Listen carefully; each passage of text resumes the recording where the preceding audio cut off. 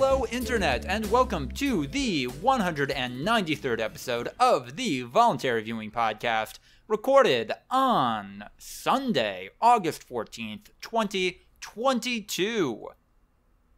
Today on the podcast, we have Ryan Holt, who is going to answer the question, what's the deal with Tom Bombadil? So what prompted this, first of all? Because did you just run out of things and you're like, Ryan will talk about Lord of the Rings? I saw a Twitter post, mini meme, about, like, the Chad Tom Bombadil just shows up out of nowhere, handles the Ring of Power, no issue, is supposedly older than time, and then fucks off? What's going on there? Tom Bombadil is basically like an eldritch creature that potentially exists outside of like the creation myth of Lord of the Rings. He's a big part of the book. Like He's 4 chapters of the Fellowship of the Ring, I want to say, where Sam and Frodo get kind of lost and then get trapped in a barrow. And a Barrow White is about to kill them and take the ring because the ring's influence is like, influencing all the evil things. And Tom Bombadil basically shows up and just fucking wrecks the Barrow White and like saves them and then takes them to his like little hidey hole, which is just like this perfect paradise that he basically lives in. And yeah, he's just like this chill dude who doesn't give a fuck and is way more powerful than potentially even people like Gandalf and the Balrog and Sauron himself. Like, we don't really understand his power balancing because he exists. I think he's meant to be kind of an allegory for nature in a lot of ways, like how nature is kind of more powerful than any like more sentient creature almost. There's a lot of fan theories about like, oh, why wouldn't you just give this guy the ring? Like, no one can touch him or whatever. And basically the idea is that he doesn't care. Like, all of these squabbles are so beneath him that he genuinely might just, like, one day lose the ring. And just like, I don't know. Yeah. And they'd be like, Tom, where'd the ring go? That's really important. And he's like, I don't know. It's gone, I guess. Oops. Like, just genuinely doesn't understand or care about the importance of the ring and all the struggles because he is so all-powerful and kind of like potentially existing outside of the actual like hierarchical mythos of the Lord of the Rings lore. Is it possible that he's an insert for Tolkien? He's like an author character?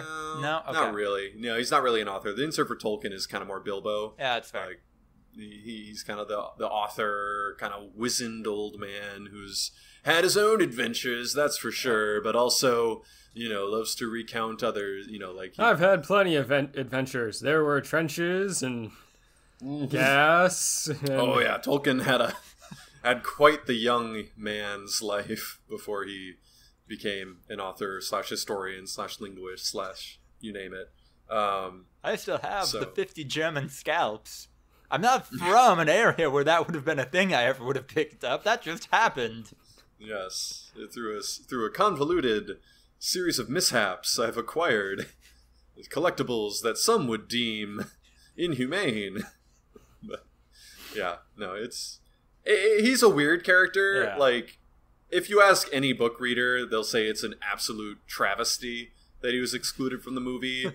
But like, in reality, he's not as crucial to the movie's arc as book readers would want you to believe. Same thing with like the Scouring of the Shire, which is in the book a very important series of events. At the end, it's at the very end. After they defeat Sauron, they go back to the Shire and Saruman has basically enslaved all hobbits and like taken over the Shire. And so now the Fellowship, not even the whole Fellowship, just the Hobbit parts of the Fellowship are basically to show their hero's journey. They overcome and defeat Saruman to show that, like, no, this shit changed them. They are now powerful things in this universe. They're not just hobbits that got lucky, this journey and quest has changed them. But, like, in the movies, like, that would have been a lot to then be like, the big bad who was trying to defeat the entire planet was defeated. All right, now let's get back to and continue the story where they have to defeat another obstacle. Like, there's already a lot of endings in the movie. Right. That would have been a lot. So they can exist separately. Like, they can be very important and like worthwhile parts of the book and not important worthwhile parts of the movie. I think he made an extended cut. Okay. I'm not positive. I think he had a scene or two in an extended cut somewhere. Not probably enough to do him justice, but yeah. Okay. Also good to know that Tom Bombadil is just an old man, because the art I saw on Twitter, he was yoked. He's not a man. Okay. Wait, He's definitely not a man. Okay. Well, like, he's presenting as male, but like man in the Lord of the Rings context means like a human. Oh, okay. Like, fair. Like man versus orc versus elf versus all that stuff. So yeah. Is he like closer to one or the other? Like, does he look like a human being? He's really kind of existing outside of like what we know of as the universe. So they don't describe him as looking a certain way? Or? Yeah, no, he looks like a small, jovial man with a big beard and kind of like Oh, okay. But he's not. Like he's an eldritch being that kind of like it's kind of terrifying to think about the level of power that he might contain, because the ring affects everyone. Gandalf, who's kind of like the most powerful good guy that we see, dares not touch it because it might influence him into being like into doing evil. And Tom Bombadil, he literally like picks it up. He's like, "Oh, this thing's shiny, cool," and then like puts it back down and just like, no, nothing. Like, and I think there's even a subtle reference at one point where they talk about how Sauron was befuddled because something powerful, like something way more powerful than himself, handled the ring. And he was kind of like, "What the fuck is that shit?" Like, and that's supposed to be Tom Bombadil. It's kind of, I don't know. It's like a good guy Cthulhu kind of. Yeah. It's like we don't really understand any of this shit. Good guy Cthulhu makes everyone less anxious. Yeah, just kind of chill, likes to hang out in nature and eat food. Like, you know. What if Pennywise was just chill, just a cool guy? Yeah, pretty much. And He's a cool story. Yeah. Next up on the podcast, we have Andrew Clark. Andrew, football season right around the corner. A lot of people dying to know who are going to be the football teams with the best and worst record this year. You're calling it right now. I mean, I'd have to like actually look at every team's schedule and make a prediction for each schedule. Yeah, that's true. But like the team that I think will be the best team in football this year. Not what I'm asking. What? Not what I'm at. I'm not asking who's going to win the Super Bowl. I'm who's going to have the best record. Best regular season record. Shit. Yeah, because again, like, I don't know. Like, I think the Buffalo Bills are going to be the best team in football this year. Okay. That's my like prediction. Like, they narrowly edge out a couple of other teams. They might play 6 of the other like 8 top teams that I'm ranking. I don't know. The AFC East isn't too crazy this year, right? No, but I don't know who else they play like in the AFC and who their NFC companion is this year. I feel like that's the biggest like plus minus to your win total is how strong your division is, because you play almost half your games against your division. Yeah, but I mean, like, in the same way that like then I'd say the Colts, because they play 3 fucking dog shit teams twice a year. Titans are a mediocre to above average team with Derrick Henry healthy. Yeah. Right. Jaguars would be my pick for worse. I don't know. Oh yeah, no, absolutely. Jaguars were going to be my I don't know, the Jets. Like, Zach Wilson was their only Zach hope Wilson's, of even being. Is he officially ACL? No, he's not. No. They think he has a bone bruise and a torn meniscus. So they're thinking like torn meniscus can be worse, right? No, because usually they just shave it off and say this is going to hurt you 10 years from now. But no, I think I'm thinking of Achilles. Yeah, okay. No, not he does not have any ligament tears. They think he has a torn meniscus and like a bone bruise. So like 4 to 8 weeks. You know, like that's anywhere from like missing the first game or 2 to you come back in November.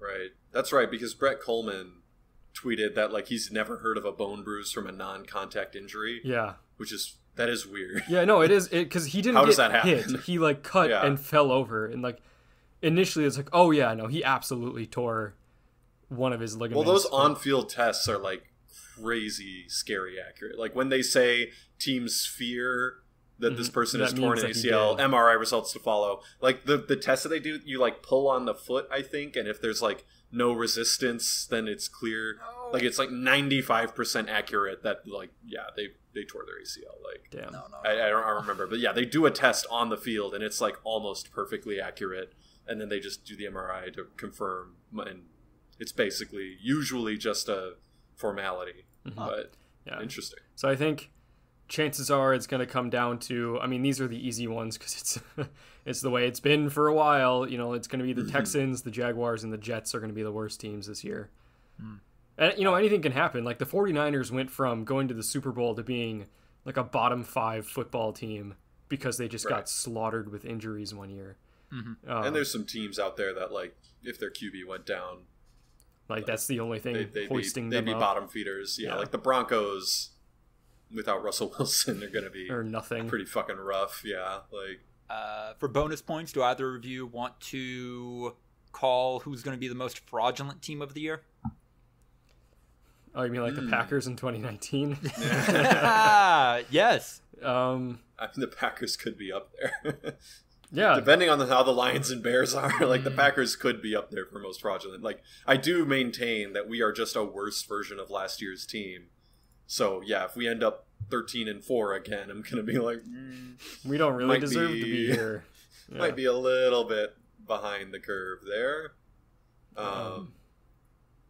Fraudulent team. Yeah, I guess the Colts are always a good option because or the Colts or the Chargers. Division. Like, I don't know. It's kind of because like the Chargers might be a very good football team and still lose a ton of games this year. Like they're in an extremely stacked division. Oh, so you're doing fraudulent in the opposite way. Oh. Like a sleeper, like they were bad in the regular season and then they end up actually being pretty good. Yeah. Yeah. Okay. That's an interesting way to look at it. Well, okay, so that'll be my reverse fraudulent team. My actual fraudulent team, I'm going to go with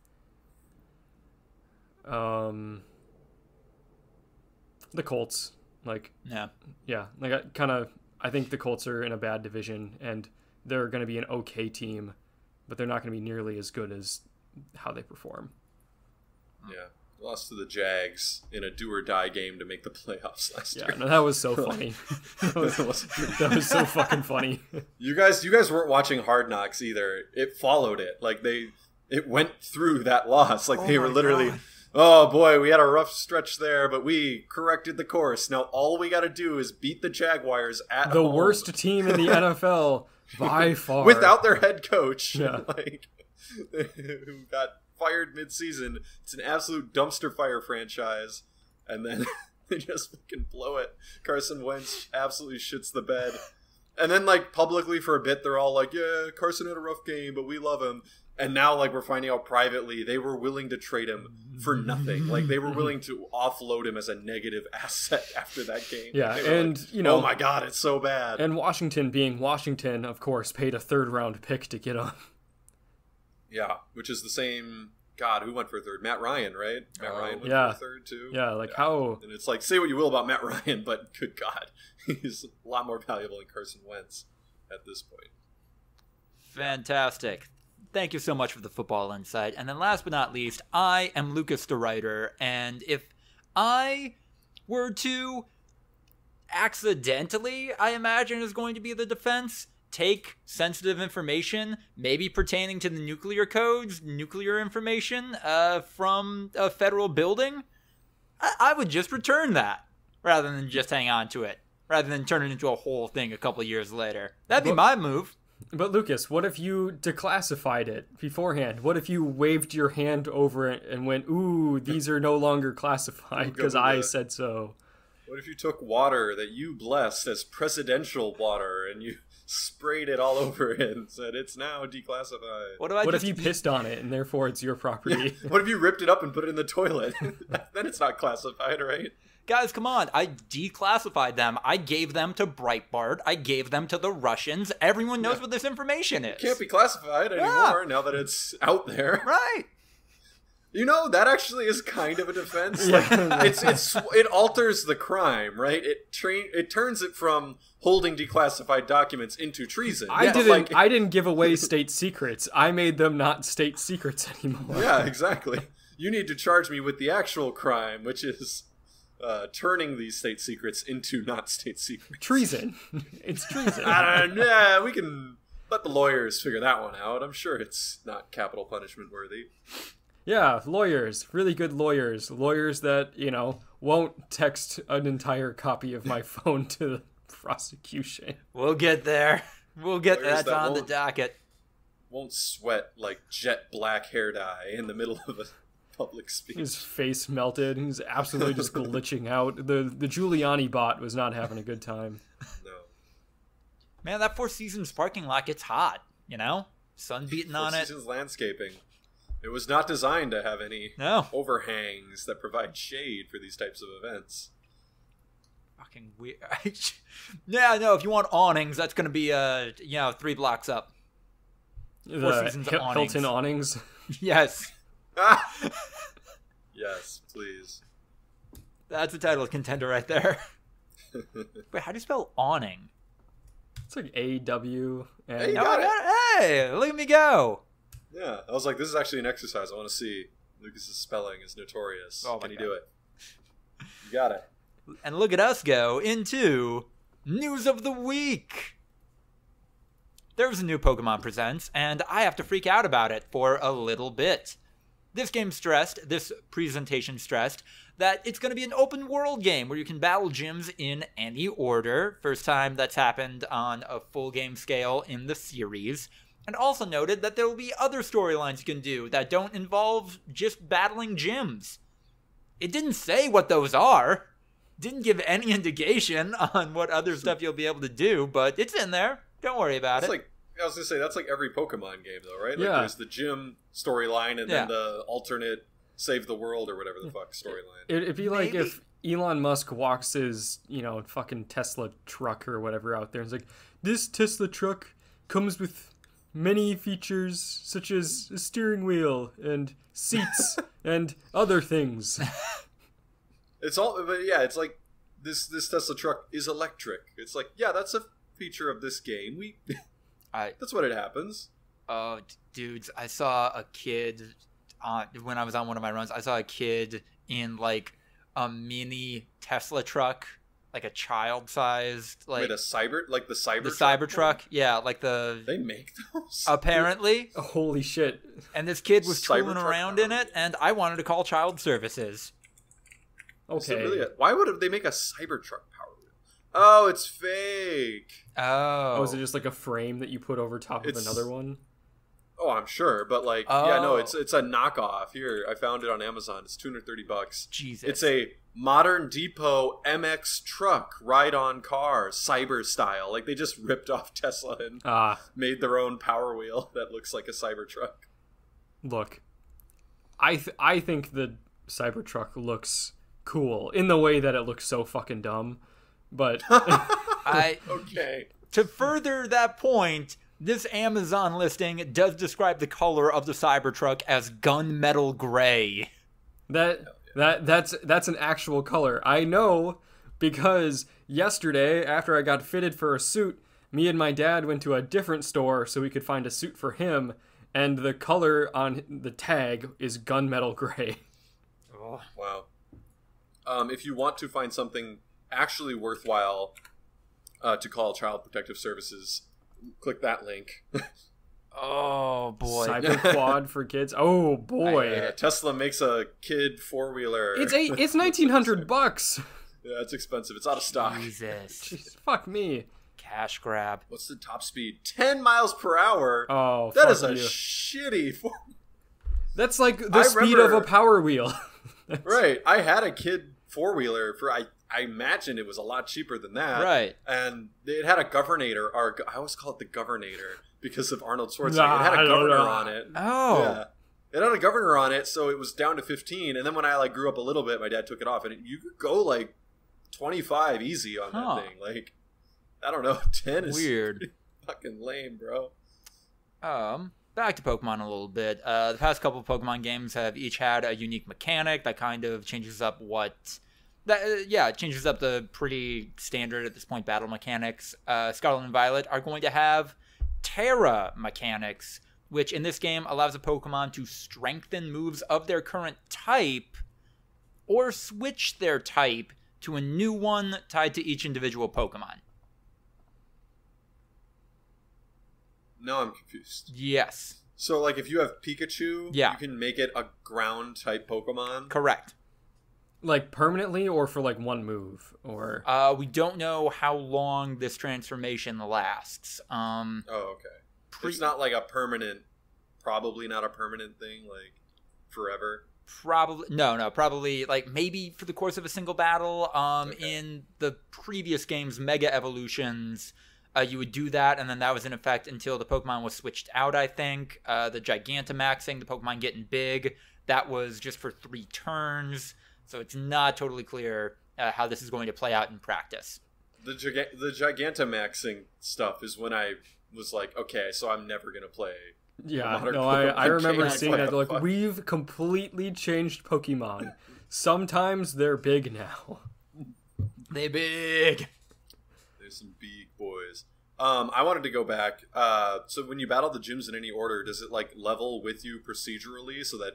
Because historically... Right. You'd be like super under leveled if you went to the later gyms. I would hope so. I would imagine so, but then that raises the issue of are wild Pokemon scaling to your level now? Because theoretically, to go like the 8th Right. gym, all the Pokemon surrounding that are level 40 or 50. Right. Which would also be wild. That'd be very different. They'd Yeah. make grinding very easy, right? Like In theory. in theory, if you want, because the highest level Pokemon on the base game are usually in like the 50s. Yeah. Like, so yeah, if it scaled with you and you got your Pokemon up into the 80s and you're facing level 80 wild Pokemon, the grind would be 10 times easier. Although, didn't they now XP sharing is like standard in Pokemon games? Like all Yes. Pokemon level up evenly. You can turn that off if you want to, but it And it'll seems just like it's level the designed one. around that. Yeah. Okay. But you can share Pokemon amongst your entire or share XP amongst your entire party. Correct. Also, grinding is already kind of Yeah. easy. Some people who are more hardcore fans than I am object to that Nuzlocke it. change, Right. but like I don't know. This is already a pretty easy game, guys. I'm fine with this right. being streamlined. Grinding isn't necessary in the base game of Pokemon. Yeah. Like it's just not. You don't have to ever grind if you don't want to. Right. So yeah, no. If you're advanced to the point where you're nuzlocking weird shit, then it won't affect you anyway. So. Mhm. Oh well. Fan favorite Wooper has a new regional form. Is Wooper really a fan favorite? I've played games where Wooper was in it, and I don't think Wooper's actually. Wooper has a following. Does it? Wooper gets. Is it some like whoops. ironic? I don't know. Is it like Bidoof, where it's like, haha, it's a joke that it's bad? I'm seeing that screenshot of Wooper with its mouth just an oval, and people like being like, "Yeah, that's our boy." Paldean Wooper. Yeah. Okay. Ooh, they did a palette swap too. Yeah. What are those things coming out of it? I did feelers. I think it's supposed to be. I think Wooper's supposed to be like an Oh. axolotl. Yeah. Yeah, right. That's right. There is a new breed of dog Pokemon. The breed is bred, and its name is Fido. So it's all puns now? Like every new Pokemon is just a pun now? That's all they do?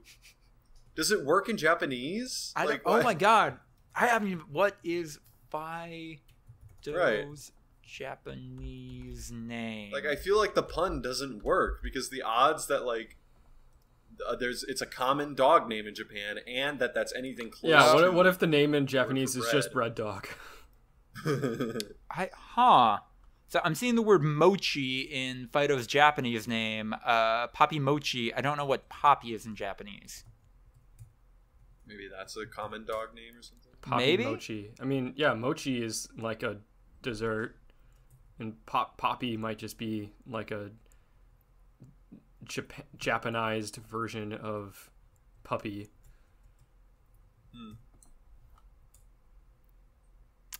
This Pokemon has a moist, smooth feeling to it. I'm sorry. No. What? Fido's moist, smooth skin has elastic qualities and is both firm and soft at the same time. What the fuck? I see in other languages, Japanese, Papi Mochi, from puppy and mochi. Yeah. Okay. Like, it's just, they're saying it's a mochi dog. Andrew, you've never been curious about the mouth feel of different Pokemon? No. No? Not even for a second. I mean, those Slowpoke tails. Tasty, man. I'd snack on that. Really. If they were ethically sourced, of course, but yeah. Is there a way to ethically Yeah, man, like I Slowpoke? only eat ethically sourced shark fin soup. I assume they either grow back or they come back if Slowpoke evolve. So what if that's just a part of the process, you know? Like right before it evolves, Cutting you off chop its off tail. its tail. Yes. I'm imagining that causes pain for the Okay. animal. And then let it evolve, and then you're like, yay, more tails. And now this one's got a clam on it somehow. That makes it evolve. Now you can get a clam, too, with the tail this time. Mm. Can you have it evolve into a dead Pokemon? Like, Oh, that's the boy. next evolution. It evolved into a skeleton as I cleaned this Pokemon's flesh. Right. Its power is that it stands there and doesn't... Skeleton Pokemon, use tackle. You know, I was about to say, it's funny you say that. I don't think there are any Pokemon that evolve into Ghost type, but Cubone. Cubone's Alolan form, Alolan Marowak, becomes a Ghost type. There you go. Yeah. So Pokemon can evolve to be dead. Yes. To be dead. They've evolved into a new level of consciousness that we can't observe. Yeah. Trust me, we they're sent there. them- It's not dead. We sent them to Valhalla. Shiny and chrome. There are a lot of queer-looking characters in this game. I'm all about it. People seem pretty into it. They revealed one of the new gym leaders, Grisha, I believe is their name. Lore, they're a snowboarder, pretty femme-presenting, and I saw people in the comments, people online, as the presentation was happening, send out messages like, oh, wow, they just did another ice mommy for a gym leader. So cool. And then it was revealed that Grisha is a man, uses he, him pronouns, and then people started spamming, ice mommy, he, him confirmed! Ice mommy, he, him confirmed! And then that was fun. That was cool. There you go. Andrew, you just I looked don't know befuddled. I don't know what an ice mommy is. Is that a there- thing in Pokemon? It was not a version that I played, but there is a Sword and Shield gym leader who is, yes, she is an ice type gym leader and very mommy. Okay.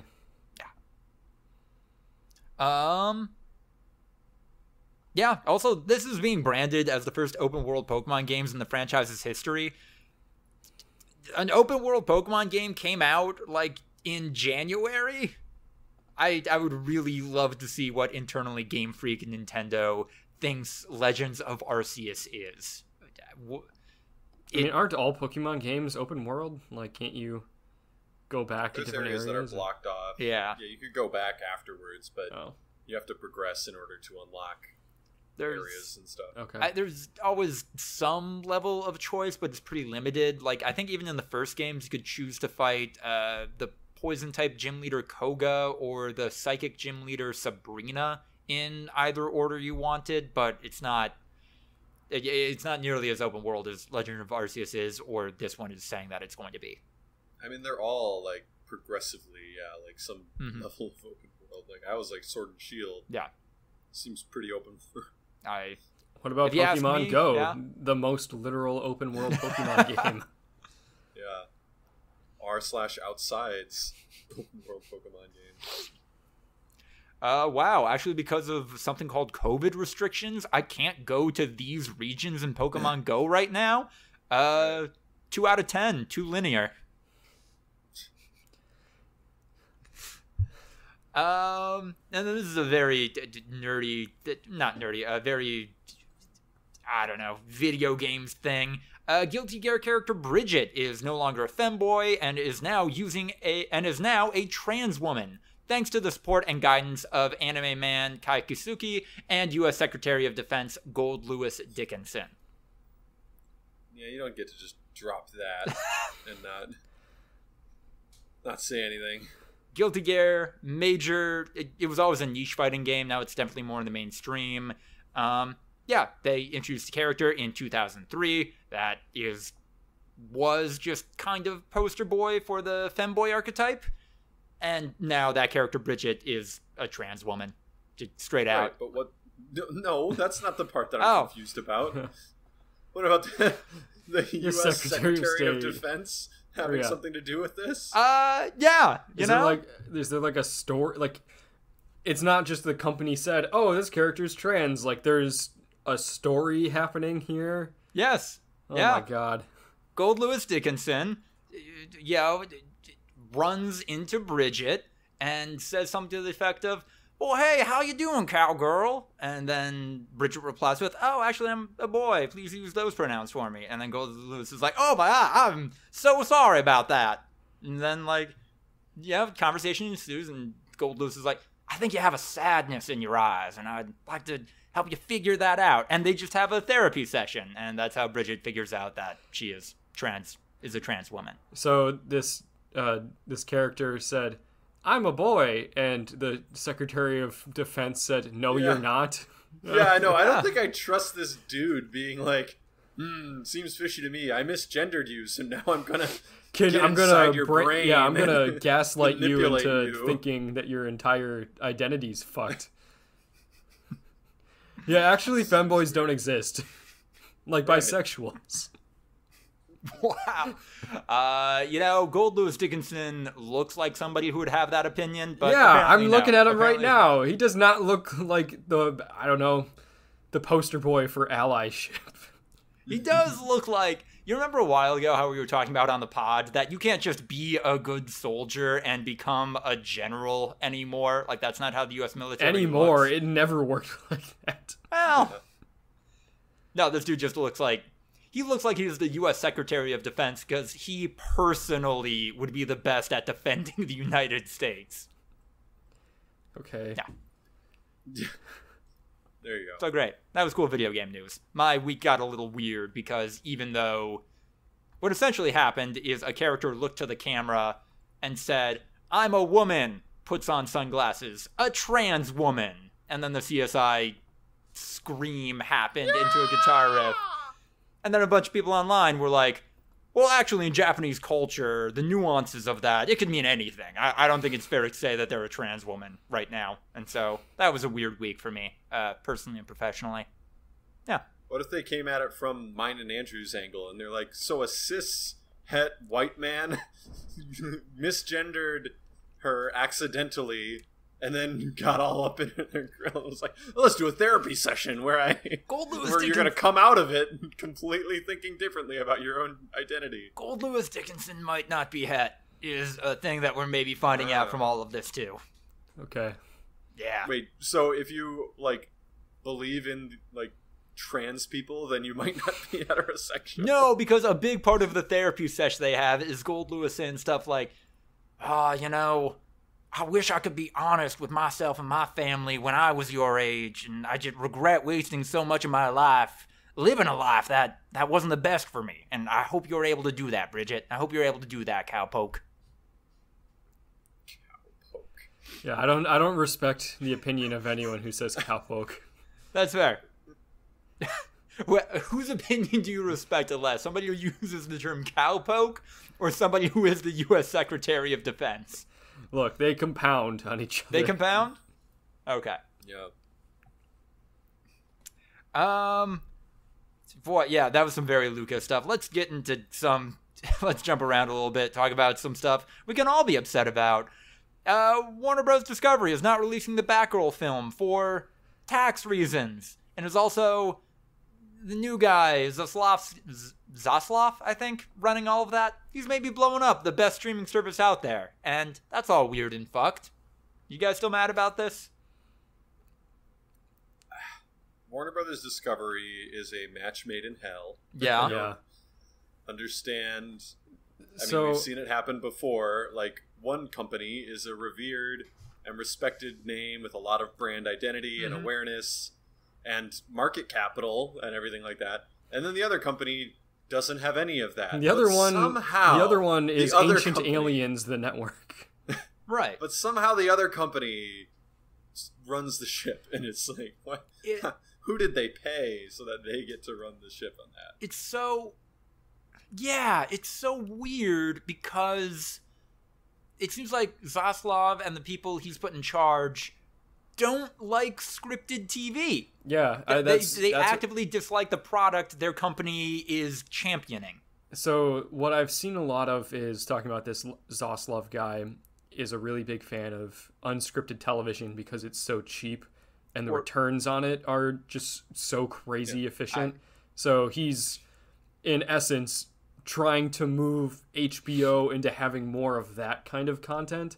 Or to be fair, you're using the term fan in a corporate sense. He, from a business perspective, likes that because he also put out a big presentation about how, oh yeah, that material is for women and only boys like HBO Max. Yeah, no,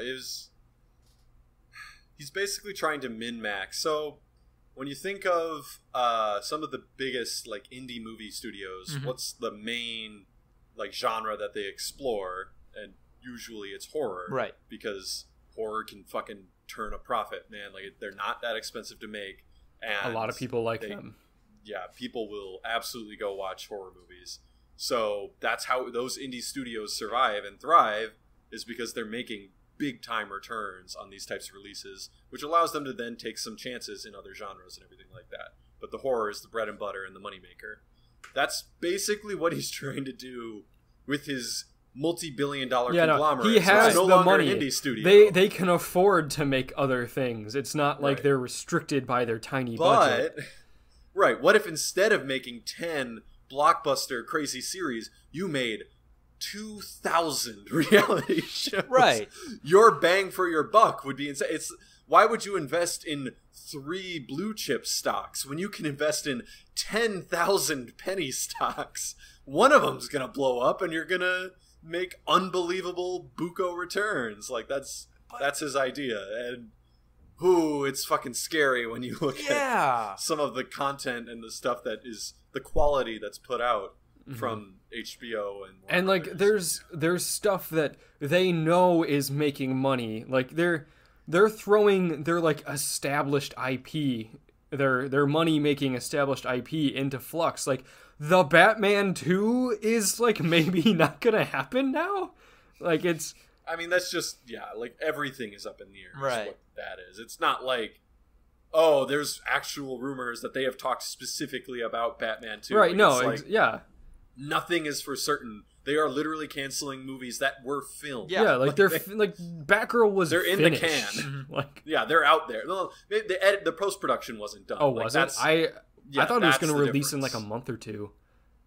I don't remember. When was the Batgirl release? I mean, even then, a lot of times that post-production will go down to the 11th hour.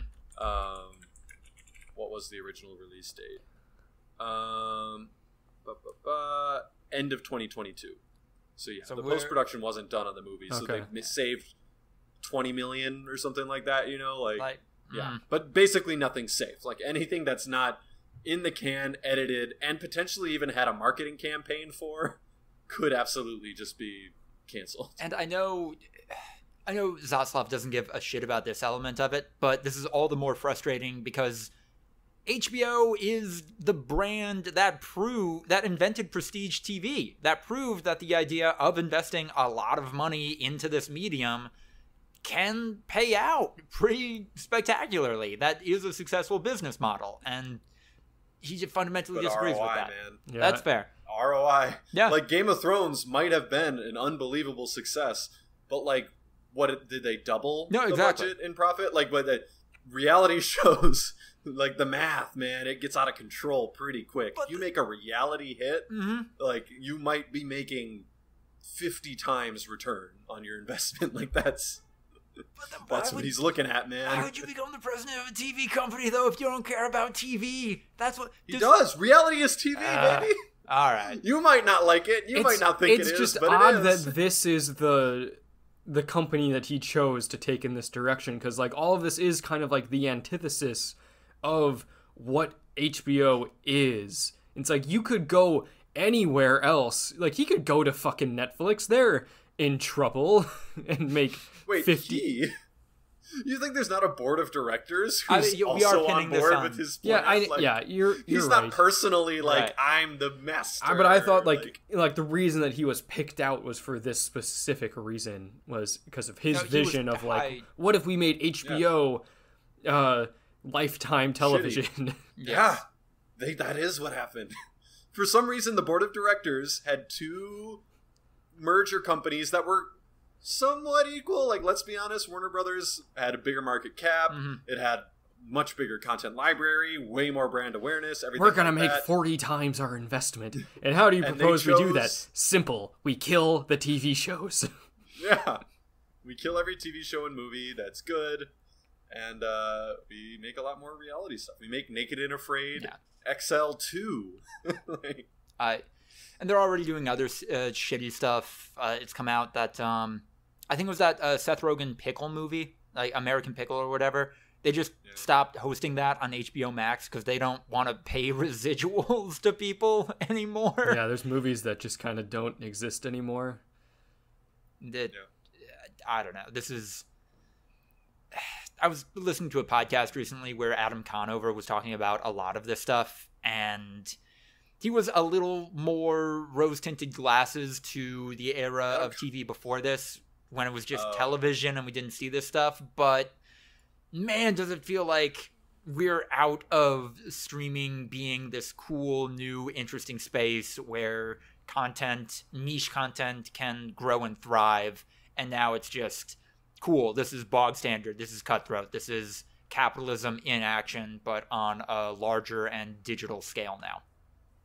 Adam Conover makes the type of content that David Zaslav loves. You realize? Like, Adam Conover makes like cheaply produced, like almost like a glorified web series content like that. That's the shit he'd love. He'd be like, yes, 10 more of these shows, please. Well, Adam Conover burned that bridge in that podcast, so... No, I'm just saying, Yeah. like, it's kind of, like, hypocritical of Adam Conover to be, like, criticizing this type of move, because it's only going to be good for creators like him. Like, the creators that are going to be the most affected by this are the big names, the ones that can command the type of budget that these movies and TV shows have, and the consumer. But, like, in terms of creators, like... I don't know, unless he's gonna go all Lord Varys and like, I'm for the good of the content. Someone has to be like, no, it's you're full of shit. Like this is gonna be great, man. And look, the reality of the situation is just that the more pressure of continued streaming competition is gonna make a lot more business decisions like this necessary. Like you're gonna have to cut some of the chaff. HBO and Warner Brothers and all that were able to get away with a lot of chaff for a while, and might not be able to anymore. Like, I don't know, were you guys gonna watch Batgirl? Like, no, not me specifically. I was never planning on it. That Exactly. Like, the market research could have come out that right, but that's not market research of, hey, are you gonna watch that movie? Probably not. Canceled. I haven't seen a lot of movies. I'm just saying, like, market research might have come out at that, like, ooh, this might be pretty close to breaking even, honestly. Like, is it really going to be worth the marketing push, the post-production push, like, everything in addition to that? Like, I'm not saying it's a good thing. I'm just saying, like, this shit's going to be more and more common the deeper we go into the quote-unquote streaming wars. Like, right.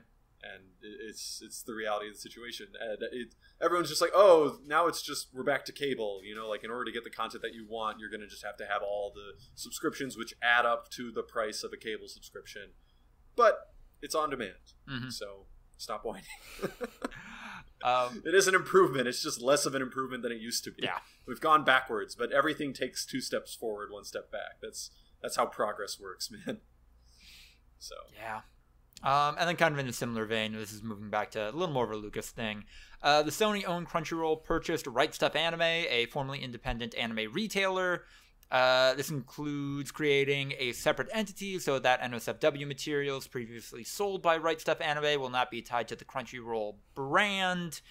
That was weird. That was weird news that came out 2 days before Crunchyroll Expo happened, and that loomed over that convention a little bit that I attended. But yeah, no, and God, the anime is even more of a niche market than the prestige TV, streaming TV stuff that we were talking about. And we're in that era. We're in that era where things are consolidating, monopolies, pseudo-monopolies are forming, and it's just going to be weird and tough and, I don't know, harder than ever to engage with media that we like without the elements of capitalism being even more apparent with that engagement. So they spun off, like, there's now, like, quote-unquote new Right Stuf Anime, which only does NSFW stuff. Yeah, they're in the process of spinning it up. Right now it's just a single web page. I forget the name of it, but yes, it's essentially, this is where we're selling the horny shit. Not affiliated with Crunchyroll. Right. Formally. It's kind of like Disney Fox. Right. How Disney left behind Fox News. They're like, you guys can be your own thing. We don't want that part. Yeah, I don't know if if Crunchyroll, technically Sony, I think it's, especially with the fact that this wasn't acknowledged at all at Crunchyroll Expo, I think this was a decision made by their owners, Sony, and then just it was presented through the Crunchyroll brand to kind of soften that, because public opinion of Crunchyroll is a lot higher than it is of mega corporation Sony. But yes, I don't know if this horny brand is also owned by Sony or if they left that totally alone. Oh. Yeah, I think... Interesting. I think it might be like an imprint situation, but a heavily removed imprint. That's kind of wild. So it's more like when Disney... I love how all my metaphors just go back to fucking Disney. It's like apt, yeah. It's the one company when that Disney, exists, yeah. It's like when Disney bought Miramax and then used Miramax to show all their adult stuff that wasn't suitable for Disney. Right. In 10 years, we're going to be talking about, like, oh, this is kind of like when Disney bought McDonald's. And, and like, when Disney bought Kohl's. And... yeah. This is like when Disney bought Apple, and now we have the Disney... This is like when Disney bought Goldman Sachs and BlackRock. BlackRock Capital. When Berkshire Hathaway folded under Disney's pressure, and now Disney's in hedge fund investing. This is like when Disney bought East Asia. Kids, come to Disney World, and and then for the parents, we can go over your portfolio and see if there's any room to be aggressive. Put your kids on Space Mountain and come talk to Phil, the financial guru, who has some insider knowledge on some of the firms in Wall Street. Oh, that's actually terrifying. I mean, for some reason, for me, Disney investing into hedge funds is scarier than Disney buying East Asia. Yeah. Oh, man, do you have cancer because you got too much Roundup in your blood? Come on down to Disney hospitals where they'll put you on ice until we can cure it. The hospital nearest to me, I'm not sure what their connection is to Disney, but it is affiliated. Ooh. It's where Walt Disney died and all this stuff. Like it is. Is it Saint? What are you talking about? Walt Disney never died. His head was frozen, so he's not technically dead. Providence St. Joseph Medical Center. Huh. It's right across the street from Disney, so I don't know if that's the only reason. I don't know. I'll look into it. Yeah, fair. I think it's just right across the street, maybe. No actual connection. Oh. Just Walt Disney just was rushed to the nearest hospital and then died there.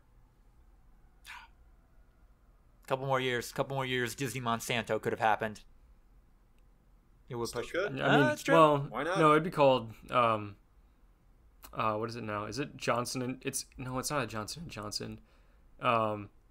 Bayer Chemical, like Bayer aspirin, but like a different wing of it, Bayer Chemical. Yeah, Monsanto doesn't exist because they were being sued too many times, so they dissolved and then just immediately reformed as the same company with a different name. Bayer, oh my god. Bayer is a German company. Oh. Bayer was criticized for its role in the Nazi war effort and involvement in the Holocaust. A match made in heaven. That's what I'm saying. Disney could have got that together. Including using slave labor from concentration camps and humans for dangerous medical testing, and producing Zyklon B, the chemical used in the gas chambers. Bayer might have darker origins than Monsanto somehow.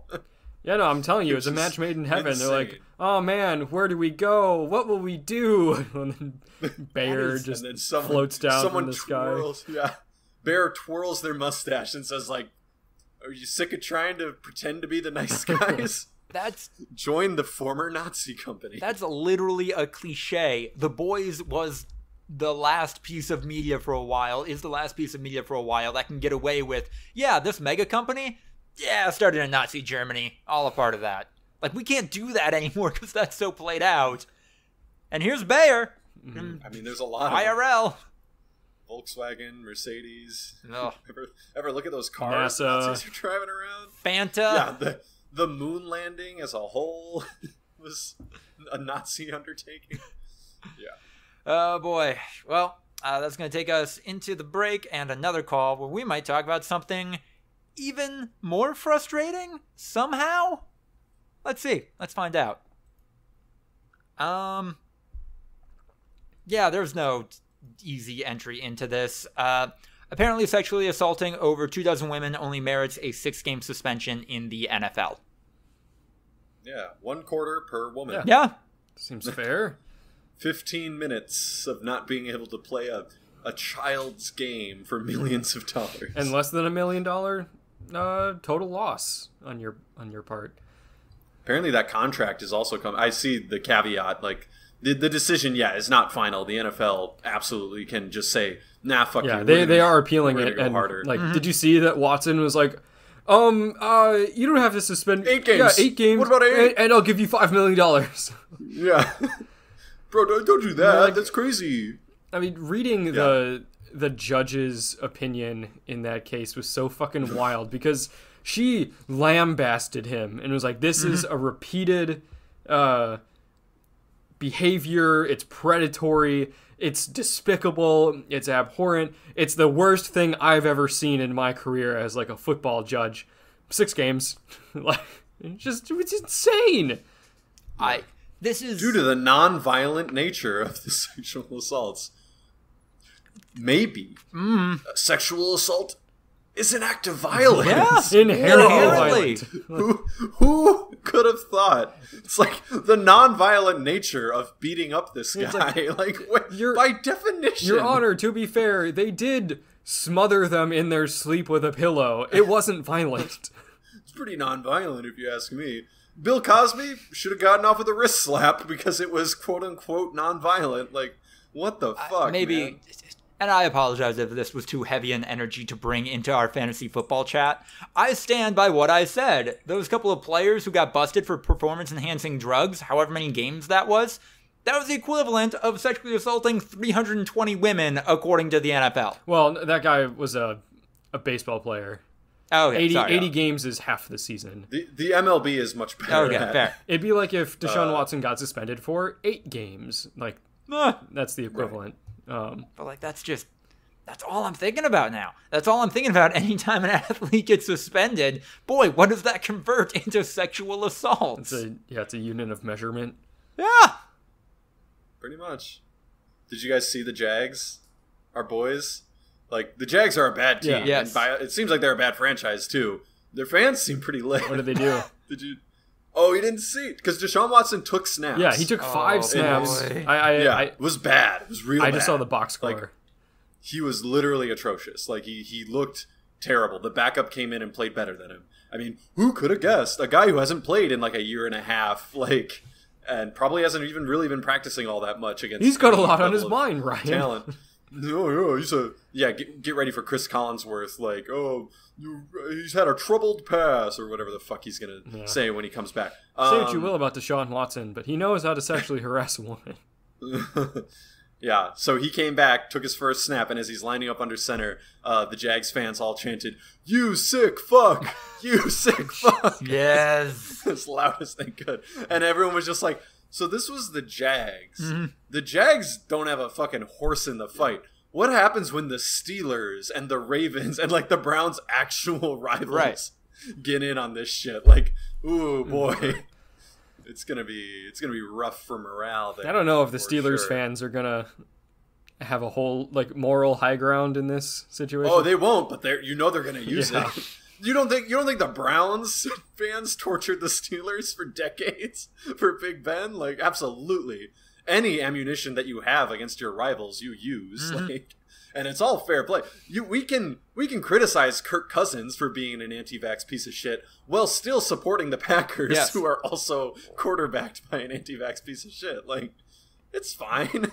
You can do that. I mean, it's pretty, like, all-encompassing, though. It must feel really good to be, like a Ravens fan or a Bengals fan right now, because they're like, oh, it's not just this one guy that was on the team that was a piece of shit.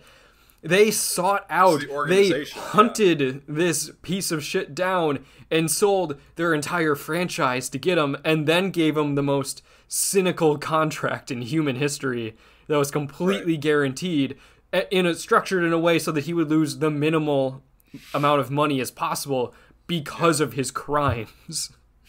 Right. It's in, like, I don't want to defend the Steelers or Ben Roethlisberger or anything like that, but the scale of it all is just so different. Like, Big Ben has had multiple accusers, is almost certainly a bona fide rapist. Yeah. Like, that's just really a fact at this point. But, like, when you take into account the time, like, how everything was done at that point in time, and, like, how things were handed down, and the fact that it was, at the end of the day, hearsay, like, his word against hers, and, like, in the shitty times that we used to live in, that was a thing. No, this shit's going down in 2022 with dozens of women with eerily similar stories forming a modus operandi of a serial predator. Like, it's just, it's worse, man. And, like, I don't want to make anything worse, or, you know, I don't want to, like, compare crimes that are awful and, like, terrible against humanity, but, like, this shit's worse in every aspect. And it's just fucking wild. So yeah, there's a chance that the suspension comes down, or Deshaun Watson doesn't really get much more preseason action, and that's the last they see of Deshaun Watson for a year if the NFL gets its way, and it sounds like it's kind of trending that direction. So then the Browns would be sitting here twiddling their thumbs with who's the guy that they signed? Jacoby Brissett. Jacoby Brissett as their starter this year, and the only action they saw of their guy that they paid $250 million to, he looked dog shit against a bunch of backups. Like, we don't have any picks. Oh, fuck. And that would just be their righteous comeuppance. That would be all that they deserve in every sense of the word. So, speaking of people getting what they deserve, the defamation lawsuit against Alex Jones by a family of the Sandy Hook victims is fucking wild. Initially, he had to pay $4 million to this family. 2 other defamation trials and others are in the works. But then it was determined that he owes them $45 million on top of that $4 million in punitive damages. I mean, and he had to admit that he was lying and that it was obviously real. And now he's fallen back on the, like, it's a character defense to try to save money, but, like, it's obviously no. I mean, look, this whole situation was so fucked, but out of it we did get Alex Jones being told that his lawyers accidentally fucked him because he was too proud to go to, like, establishment lawyers because he thought they'd be against him, so he went with a couple of chuckleheads who accidentally texted a copy of his phone to the prosecution and then have him, like, look around with his hands up, literally going, "What do you want me to say? You got me. This is your Perry Mason moment." What the fuck? That's the greatest thing I've ever seen. This is your Perry Mason moment? You got me? What? Yeah, okay, I did some crimes. God, I don't. Alex Jones is weird. Alex Jones is weird in culture. He didn't invent like the current attitude of alt-rightism. He didn't make conservatives what they are today. He didn't start that, but boy, if he didn't play a big role in bringing the Republican Party to where it is now, and it's gratifying to see him just melt in public and lose a lot of money. I imagine he has even more money than this if some of the reporting come out of these trials is accurate. But yeah, good. Dude fucking lied about the kids, the families. Dude lied about the Sandy Hook massacre. Dude said the grieving parents were lying. That's fucked. You should have to pay 45 mil. Should have to pay way more than that. Yep. I know you can't go to jail for a defamation lawsuit, but that would be great if he was just removed from society forever. Nah. I mean, he essentially will be. Like, they're going to seize all assets and everything like that he can't protect and declare bankruptcy. Bring back debtor's prison for one guy specifically. Yeah, because he's not going to pay any of this shit. No. Did you guys see the stat that like O.J. Simpson has paid like $100K to the family of Ron? What's the guy's last name? Ron Goldman? I think so. Yeah. And like what? I don't even remember the punitive damage they were supposed to. It was like well into the like 8 figures. Like, and yeah, he's paid like $100K, and it's been 30 years or whatever. Right. These things don't get paid.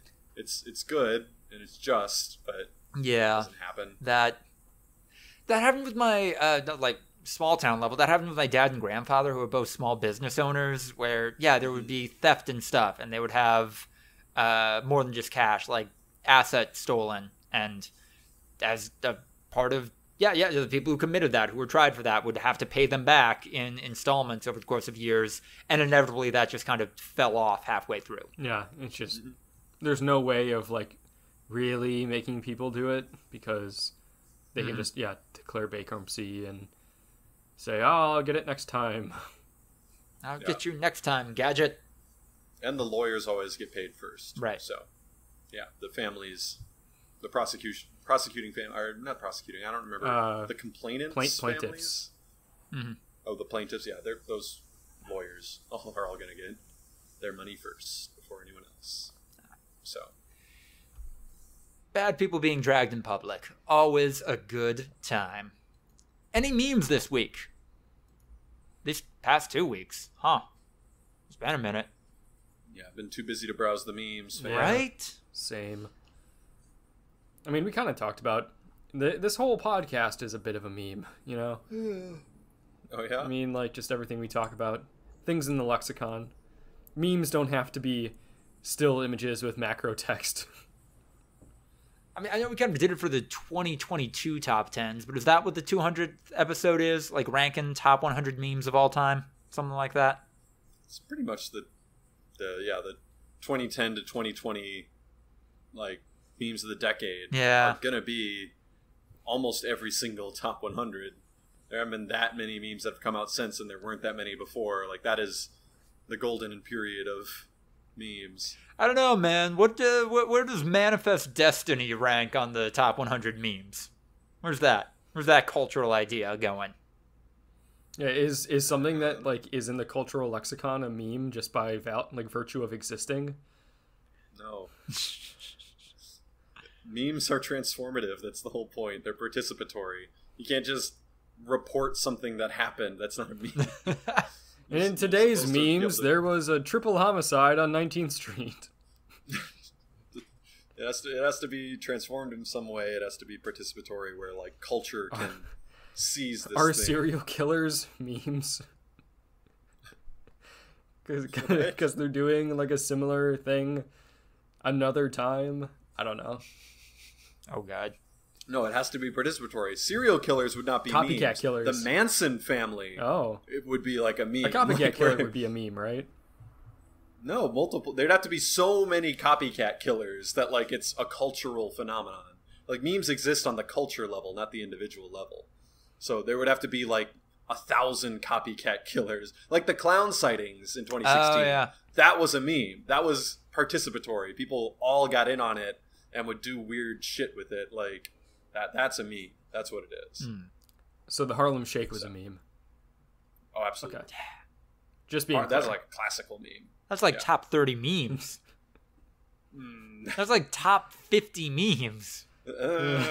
Top 80 memes. Look, man, boy, it is a good Oregon. meme, but it doesn't have anything on flip through papers. Velociraptor. I mean, yeah. Oh, jeez. All right. Well, I don't know. I think episode 200 should become some kind of ranking thing. That'd be neat. But we can Make workshop our what. own podcast episodes. Yeah. Clip show. Which would be way more work than just recording a new Yeah, episode. Right. Oh my god. Like actively combing through every single episode and finding our favorite moments. Like every other podcast, they have like an editor or producer or someone who's like tracking the moments, keeping, got all the good stuff ready to go. Takes 2 seconds to edit together. For us, it would be not nearly as easy as just recording and putting it out. Fair. All right, then. We are going into the breakouts. I have been playing a lot of Live Alive. Not quite done with it. Got 1.5, maybe 2.5 stories left if we're counting the extra one that brings it all together. But yeah, I am enjoying this game. That is a series of fun vignettes. I don't know if I can recommend this game to everyone. It's, even with the new HD 2D art style, mechanically, narratively, it's still a little dated. But if you are an absolute freak like I am, and you care about how video games have evolved as an artistic medium over time, where the genesis of a lot of ideas that we're seeing today originated, where that start is, Live Alive is that game, and I'm finding it very interesting on that perspective. Cowboy vignette, a lot of fun cliches, very cool, very atmospheric. I feel like the showdown in this game is better than any showdown in Red Dead Redemption 2. I haven't played Red Dead Redemption 2, but I still feel confident saying that. The Fighter storyline, this is just fucking Street Fighter. This is just fucking Mega Man meets Street Fighter. There is a legally distinct, fucking, oh wow, I can't forget, who's the fucking, strongest arms in the world guy? The Hulk Hogan. There's a fucking legally distinct Hulk Hogan in this game. You have that name written in the planning document. Well, I'm looking at you guys while I'm saying this stuff so that I can, like, gauge interest and change my tone and stuff accordingly. There's one about a psychic boy that's pro-cop in a way that just isn't in media anymore. Also, this game is old enough that this one is supposed to be taking place in the near future, but it's just now. This game came out. In what way is it pro-cop? I'm asking that. Like, how is it not in media anymore? Because there's still some shit in media nowadays. So the kid's dad was a cop, was murdered by street punks when he was a young child, and now that he is a young adult, he's kind of on a vigilante crusade against that. I mean, I think that's the backstory of, like, at least a third of characters in cop shows nowadays. My dad was a cop, and he was murdered, so I have to follow in his footsteps to put his spirit to rest, basically. Fair enough. Maybe it's more prevalent than I thought, and that is concerning. Rolo Kung Fu Master sorry. Kung Fu Master storyline, exactly what's on the tin. Prehistoric storyline. This vignette takes place before people invented language, so a lot of cool ways that they express what characters are feeling, what's going on. Also ends with just the young boy protagonist having sex off screen with a teenage or adult woman. Weird. It's prehistoric times, man. There was no age of consent back then.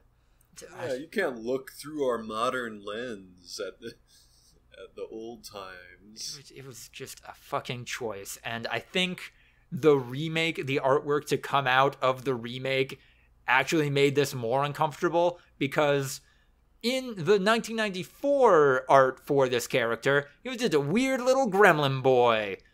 Gremlin thing, even. Like, this is, yeah, short, but this dude could be like 32. But no, full on boy in the remake art, and that is making it worse. Full Always Sunny mode. Oh, yeah. Tiny boy, baby boy, little boy, I love you. And then I think I have like maybe 20 minutes left in the ninja storyline. I think this might be the first video game where you can choose not to kill enemies and get a different ending. This game originally came out in 1994. Obviously, this mechanic was very much popularized by Undertale, but had been in stuff since then. To some extent, it was in the Metal Gear games. But yeah, I think this is the first video game to do that, at least in this way. And that is weird and interesting. Yeah. Do you remember in Red Dead, Andrew, when they're introducing you to like the honor system, and you know, like the guy's wagon breaks down, and you can either help him or rob him or whatever, and then the guy like sees you and runs away, and you can choose to either kill him or save him, and it's like minor decision to like big decision or whatever. I assumed that it would have an impact on the narrative. Oh, yeah, because so he gives you a pen. And I held onto that pen for the entire game. It had no purpose. Yeah, no, there was no point. Like, the whole thing. Like, I killed him because I thought, no, he'll come back and he'll rat on the gang. Oh, and no, I saved him and, like, kind of expected there to be some sort of consequence. But then he says, all I have on me is this special pen. And it has his name engraved on it, and you take it.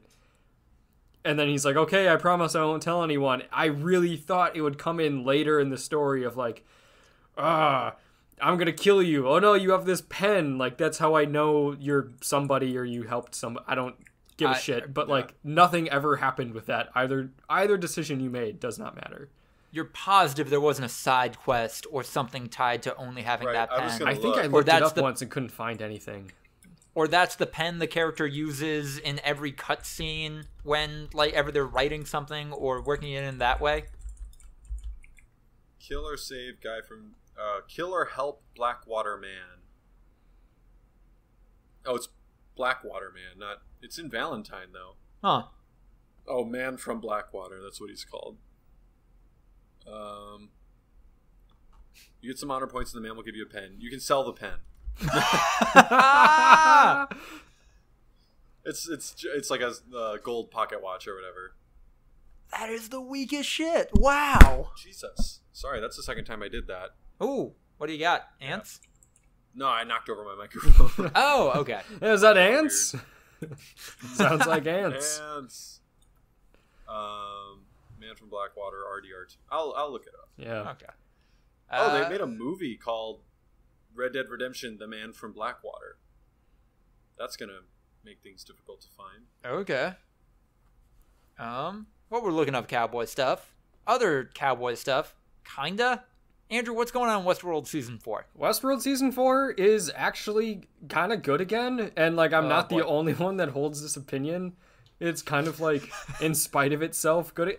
You know the meme from the latest Star Wars movie where it's like, somehow Palpatine returned. It's like a lot of that, like, somehow Westworld's good again. Fuck, what the hell? Like, it doesn't make a whole lot of sense. Why?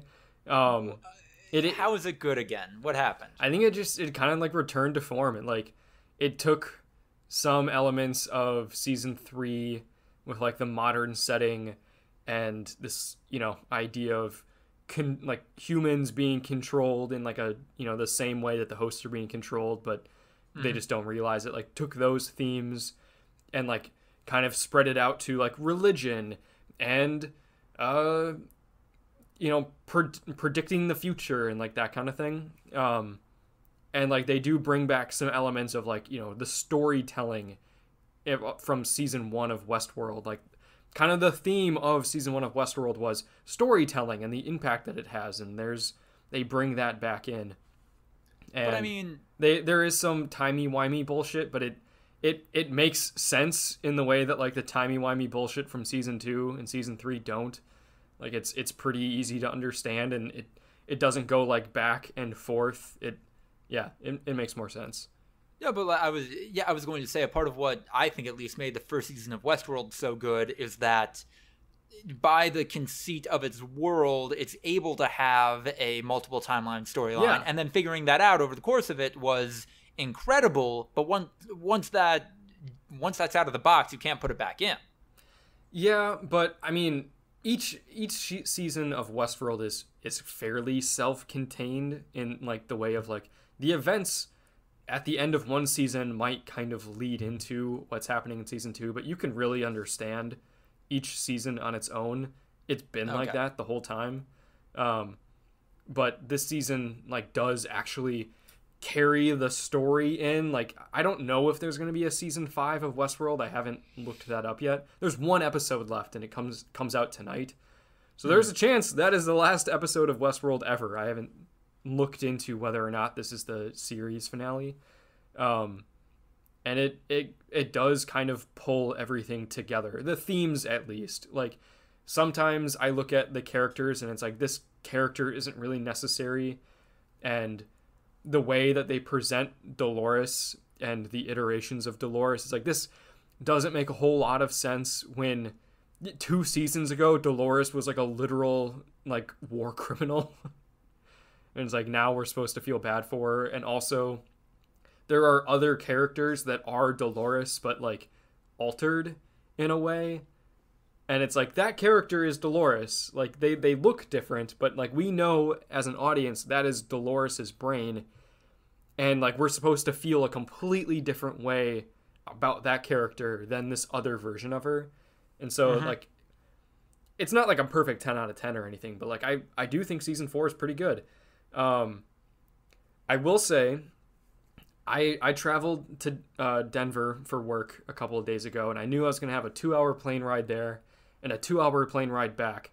So I skipped 4 episodes of Westworld so that I could save them and watch them on the plane. And I did that, except once I was done, I realized, because the episode would end and I'd click next episode. It saved them in the wrong order because it was the order that they were downloaded in, not the order that the episodes came out. So I watched 2 of the episodes in reverse order, and it still made perfect sense. I don't know if that's the endorsement you think it is. No, I know. Okay. Like, it's kind of like, yeah. And that's why some of the timey-wimey bullshit, I think, made so much more sense to me, because it just happened in chronological order. Andrew, okay, Ryan, back me up on this one, please. Andrew, I feel like if I just verbatim described a show as you were doing it, but then at the end added, yeah, it's a really good anime that you should check out, you would think it was the dumbest thing ever. You would hate it. That's not true. I think it's the dumbest thing ever. Okay. I think that's pretty bad, watching a show in the wrong order. It was just 2 episodes. Not the episodes were like fairly self-contained. Like, they were 2 different groups of characters. How's McPoyle doing? He was the only character I really care about. Dead for real now. Oh no! Oh, he's dead in real life. Yeah. In every timeline? I mean, yeah, in every time. The timelines aren't like separate universes. They're just one more episode. I mean, even if they aren't in separate universes, though, like, in theory, as long as there is a timeline that's depicted in the show that is before he dies in real life, then he could be alive. Yeah, that's true. Yeah, I mean, like, and a different version. I mean, kind of the whole conceit of Westworld kind of fucks up the concept of death. Kind of like, yeah, I thought his brain was downloaded. No, I thought like there is a host version of him, that killed the real version of him, just because they had a conversation. And he's like, "You're a pussy because you are asking me questions, and I would never ask me questions." Like, it's like, wait, the real one said that? Or so the fake one was like going to the real version of him and being like, "What do I do? This doesn't make sense." And he's like, "You fucking suck because you're supposed to be me, but I would never like seek out someone's approval. I would just do it. Like, and so you should probably just kill me if you ever want to be like self-actualized." And he's like, "Okay, I'm gonna do that. I think. What are you gonna do? Kill me? Man, kill. No, I mean, like, Do the he was robot- baiting him into killing him because Oh. Oh, it was suicide by robot? suicide by robot. Yeah. Do the robot versions of people know that they're robots? Yeah, they do. Okay, no. That if I ran into a robot version of myself that knew that they were a robot version of myself connected to the cloud and functionally immortal, that is a different creature making different decisions than I whatever. That is a version of me that can survive any consequence. Well, if you're on the server. That's fair. If the server is still alive. Oh no, Apple Unless didn't you're- update. Oh god, I'm normal. I mean, Unless you're going all the movie Her with Joaquin Phoenix and you, like, I don't know, work with other AIs to go into space. I never saw that The climax of that movie gets a little weird. Spoiler alert, ScarJo and all the other AIs are like, alright, we're going to space, bye. We don't need servers anymore. I mean, that is, a thing in Westworld, is that, like, only some of the robots have their brains in the cloud. The other ones just have their brains in black boxes that are really hard to destroy, but you can sometimes destroy them. Like, so yeah, When it's you get convenient. shot in the head, and you're like, oh no, he's dead, because it destroyed his pearl. And then they're like, oh, but we can just dig that out later sometimes, except for when we can't. Yeah, except for when it's convenient not to. And then they have to have, like, an awkward, clumsy conversation where they're like, we couldn't recover. Like, it's real, man. It's real time. Yeah. Can't do that show, man. I mean, that Ryan, was what all is stuff season from, one like, was season 3. Oh, They haven't pulled any of that bullshit yet this season, so. Ryan, what have you been checking out? Just a lot more FIFA. Yeah. And then also, Players. Ooh, I finished Players. Watched it right before this. That's why I was a little late. totally fine. So- What'd you think of it? Where's that fitting into the ranking so far this year? It might just be my token number 10 because Ooh, fair. I know that you watched it. Yeah. It's a good show. It's not great. It had aspirations to be something bigger. I'll watch season 2. It was a good time. I liked the conclusion. Are you going to watch it, Andrew? Probably No not. spoiler. If I'm being Boo. honest, probably not. Okay, Paramount Plus is a little bit of a pain. I will acknowledge that. But no, yeah, go That's for why it. you don't want to watch this Well, there's one more thing you have to pay a subscription. Yeah. No, go for it, Ryan. Would love your takes. Would love to talk to somebody else about it. I liked the finale. It reminded me a lot of my experience with, like, college football, Mhm. where for some reason I think the main hurdle for me getting so involved into college football Right. is the fact that, like, this is all meaningless. Yes. Like, what the Wisconsin Badgers are competing for is not that important. Like, Right. we're gonna win the Big Ten maybe, and like, or we're gonna go to the Rose Bowl, like, which is not the national championship. Mhm. Like, it's just a different thing that you could also do. Like, it just never. I think I ended up falling a lot more on organism's side of things, where it's like, no, what the fuck's the point of this? Yeah. Andrew, so you can participate. Basically, the main character is, like, kind of this washed up vet, and then the inciting event is this new phenom comes in who's 17 years old Mhm. and is like the hot shit. And in the end, they win the North American Championship, which is huge for the vet. Like, he's been trying to do this his entire life, and Yes. he's never been able to do it. But, like, for the 17-year-old who's been, like, a league fan his whole life, it's not that important, because after you win the NA Championship, you go on to Worlds, which is like the Champions League, like kind of the equivalent for, like, soccer. Mhm. You compete against the best teams in the world, and North American teams aren't that good. Like, they always get stomped in Worlds. Like, they never win Worlds. So it's like, all this shit is, like, kind of just like, oh, we made our own mini version where we can be competitive with each other, and, like, then it's irrelevant, because at the end of the day, Yeah. you're gonna get stomped. You're gonna lose Worlds. Like, Mhm. there's nothing that you can do to compete against the better competition which comes from other parts of the world. Like a lot of the best players in the American circuit are washed out players from like the Korean or Chinese competitions. So like, and they acknowledge that in earlier episodes. Their coach, and that's very real. Yeah. That's very much the case in a lot of those style. Like basically any pro game that is big in like the Korean or the Chinese market, like North American teams aren't really that competitive. Like they kind of get stumped. Like, so yeah, because it's a different grind set, baby.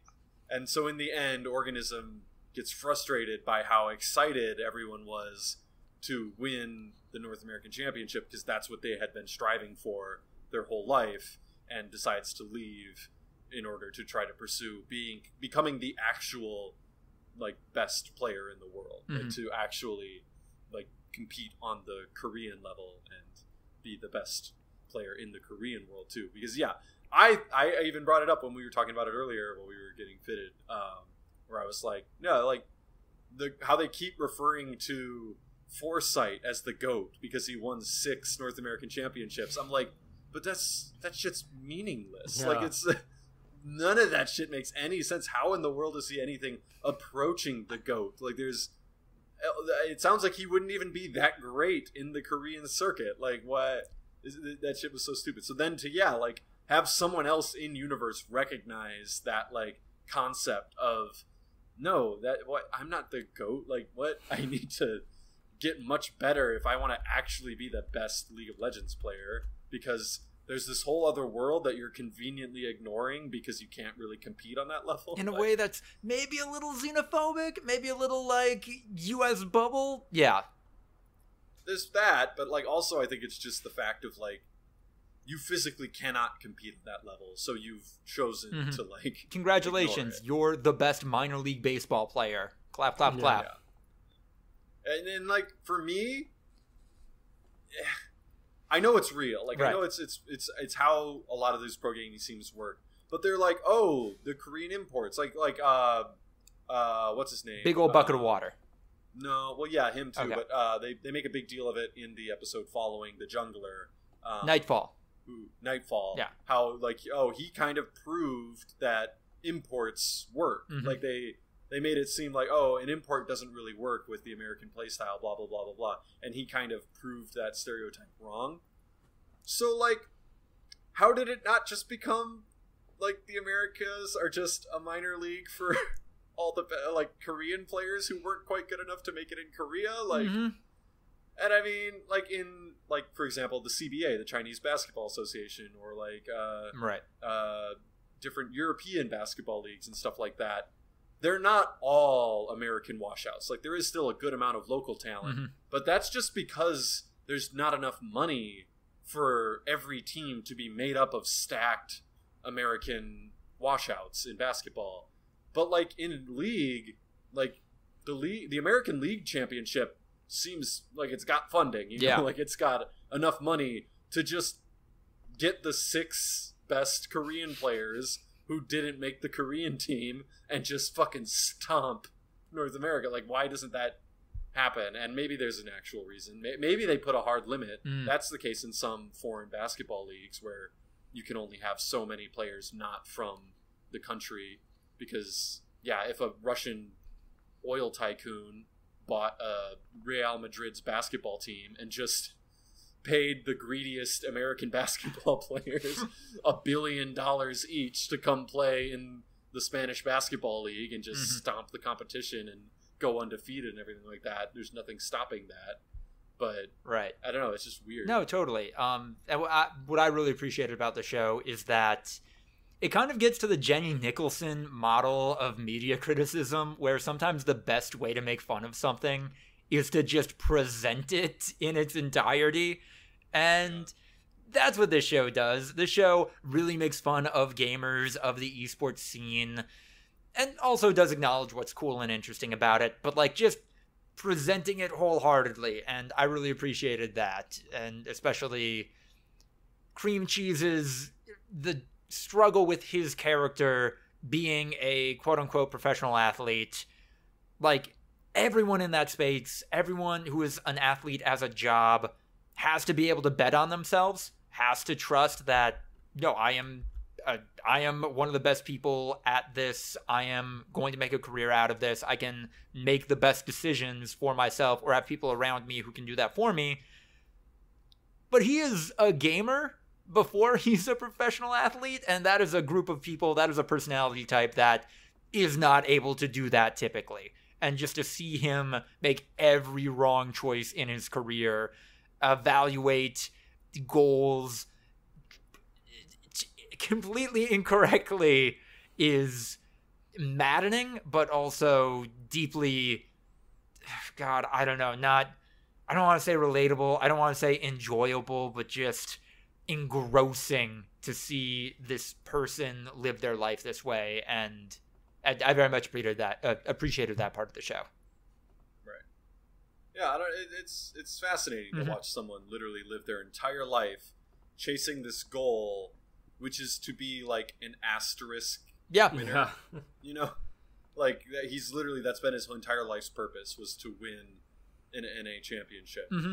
And then, the knowledge that like you did that, now you're going to play with the real winners. Yeah. Like, and you're gonna get fucking trounced. Like, I think that's the same. Like, I've gotten more into soccer, obviously, as I played FIFA. I've learned a lot of the players, learned a lot about the teams, everything like that. But I do think there's a hard cap into how much I'll be able to enjoy it because of that fact. Like, the fact that there is a Champions League.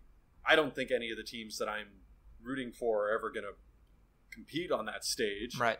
But like, it's kind of not like the whole regular season of soccer is pointless in theory, because what are you really working towards at the end of the day? You know, like that if there's one positive about having these like 3 big American dominated leagues, is that you genuinely do get the indisputably best talent all in one place, all in one league, so that during the regular season you are genuinely, these are the best players in the world competing against each other night in and night out. So I mean, the way European soccer leagues are constructed, where you can move between the tiers if a local team is really good, as players kind of demonstrated, that would be a euphoric high to be climbing those ranks and then earning your way into the top league. And then those players fuck it up. The main characters of players fuck it up by selling their team for a fraction of what it ends up being worth years down the line. And that was a gut punch. That graphic of, they sold their team for $1.5 million, split 8 ways between the people behind it. 2 years later, it's worth, like, God, what was the estimate even? Like, $15 million. Fuck. For me, like, that was, I guess, capitalism is a sham. Fair, yeah, no, that's like, they would have never made that valuation without the backing and funding of these capitalist guys. Like, I know that's what the investors will say to defend that, but like, also, it's true. They were working out of an apartment. Like, they weren't going to be able to attract the best talent to come hang out in an apartment with them 12 hours a day. Like, I don't know that they would have ever made it to that type of valuation without having a mega mansion and, you know, getting paid competitive salaries and like everything like that. So, because the prize money is not enough to sustain that level of success. So, and I guess that is my one criticism of players, is that for as of the culture of esports that it did not acknowledge very much that whole scene really seems like it's a speculative bubble that's going to be popping in the next 4 or 5 years, and kind of the issues that go into that. Ever since the NBA just literally exploded in value, everyone's looking for the next NBA. Right. Like, if you get in on the ground floor of something that becomes a multi-billion dollar industry, like, you become a billionaire overnight. Like, NBA owners, there's a lot of current NBA owners who aren't, like, so much of their net worth is tied up in the value of their team because they bought it in the 90s for like $50 million, and now it's worth 1.6 billion or whatever the fuck. Like, it's kind of hilarious. So fair. That's what everyone's looking for, and not necessarily a bubble. It could just be literally a burgeoning market, something that's growing. Glass half full. Very fair. And then I want to give a quick shout out to The Smiling Friends Go to Brazil. The Smiling Friends is an animated series that premiered either at the top of this year or at the end of last year. That just became a runaway success almost instantly, doing super well in online spaces, largely because the creative team behind it has roots as YouTubers in the Newgrounds creator space. It had a full 8-episode first season. Then I think it was confirmed for season 2 at some point. Then a couple months went by, and then they just dropped this 9th episode, this 12-minute episode, as though it were like a special or some kind of event, which it's not. It's functionally a bottle episode that seems like it was produced super cheaply, and I wonder what the production of this was like. I'm very curious about that. The episode itself is fantastic. It is basically a Curb Your Enthusiasm episode where characters are put in a very grounded, stressful situation, and how they work through that as a group and find a solution is nerve-wracking on a personal level. But yeah, no, I'm way more interested in how does this exist with what the modern animation television industry currently is. So yeah, I'd recommend that show. Maybe it's very much Adult Swim, right? Yes, yeah. I feel like Adult Swim's doing weird shit like that all the time. Did you guys see the Rick and Morty Vindicators? Yeah. I heard about that. Yeah. It was like 8 or 9 like 2-minute episodes. Yeah, I think it was 10 2-minute episodes. It was basically one spin-off episode of Vindicators. That was like a prequel leading up to the episode of the Vindicators that we saw on Rick and Morty. Wait, was that miniseries, those small episodes, was that like the actual Vindicators 2 in universe? Yeah. Oh, they called it the Vindicators Part 2. Because I think the episode of Rick and Morty that had the Vindicators, it was like Vindicators 3. Yes. Yeah. And that was the joke. Mm-hmm. Yep. So no, they made Vindicators 2. It was just a series of vignettes that had like some subtle references to like Vindicators 3, because it's the lead up to 3, but it explores them and everything like that. It was weird shit. Right. I watched them all because it's digestible. It's one episode. Mm-hmm. Yeah. It was like not horrible, but it was also kind of like, why are we doing this? It does. I mean, Vindicators 3 is one of the worst episodes of Rick and Morty. Really? So I'd put it like squarely in the middle. I didn't think it was that bad. Okay. Just nothing to write home about. Huh. I mean, I thought we were all in agreement. The Rick Dependence Day incest baby episode is the worst episode. No, it is. Okay. It's the worst moment. Well, wait, what? Okay, I'm curious now. What's the worst episode of Rick and Morty in your guys' opinion? That one, the sperm monster incest baby. It's definitely the first one that comes to mind. Fair. I wonder what IMDb has as the lowest. Okay, the timing's not going to work out because Rick and Morty comes back on September 14th, I think. So new episodes of Rick and Morty will be coming out as we're doing a 200th episode. But maybe that's just the 200th episode, ranking every episode of Rick and Morty. IMDb might agree with us. Ooh. Rick Dependence Spray is 5.7 out of 10 right now. Oh, fuck. So IMDb very well might agree. I'm going to scroll through old. Yeah, Claw and Hoarder, the dragon getting high episode is only 7.3. So that's a little. I think it's easily going to be Rick Dependence Spray because everyone hated the dragon episode. Really? Yeah. Oh, that was fine.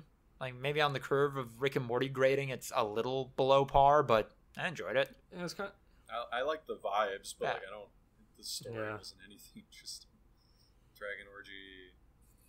Yeah, it was another one where it's just like why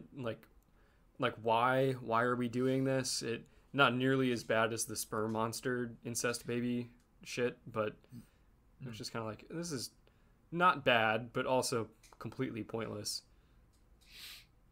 Yeah. Yep. No, it's definitely that. Rick Dependence Spray, worst episode of Rick and Morty. Fair. I think I saw an interview with Justin Roiland where he said like he basically said like some of season 5 sucked, like this season we got back on track, like I think he was talking about how their line Had producer died. passed away pretty tragically. Oh, like, fuck. Before season 5, and how it really just completely fucked production, and was like, so yeah, season 5 had some ups and downs. Season 6, though, we're right back. This is full good stuff. So All right. how many episodes do they have left in that 70 episode order? Oh, well, They if got, this like 40 is episodes. Yeah. Yes. There you go. All right. I mean, I get the one cautious optimism I'm gonna go with is that I think there's less turnaround, a shorter time span between season 4 and season 5 than season 5 and season 6. And Rick and Morty, I don't know. It seems like they do well under pressure. It seems like that's when they're really executing, when they got to get shit out. Crunch is actually good sometimes when I like the outcome. Wasn't Rick and Morty season 2 one of the better seasons, though? Yeah, but I thought that was a reasonable amount of time between season 1 and 2. Like, it was only maybe a year off or a couple months off. Season 1 premiered December 2nd, 2013, and had its finale April 14th, 2014.